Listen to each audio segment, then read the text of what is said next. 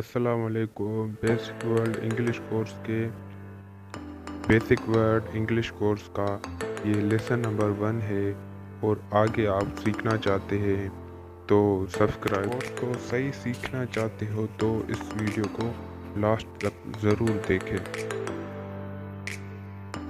Compare, compare मवाजना करना। Corn मक्की। Crowd, crowd भीड़। पोयम नज़म।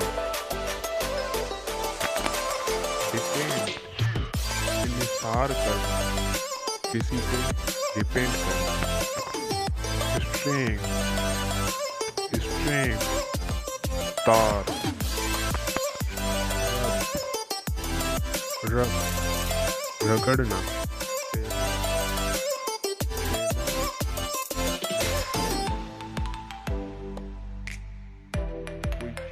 मशहूर होती है ना, फेमस। स्ट्रीम, स्ट्रीम नदी। फेयर खौफ।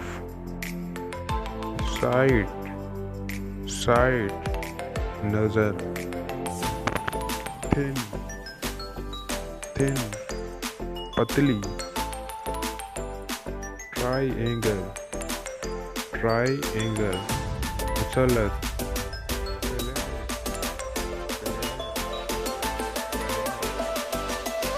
हरी, जल्दी, जल्दी करना। चीफ, चीफ सरदार। क्लॉक, क्लॉक घड़ी। टाई अप, टाई अप बांधना।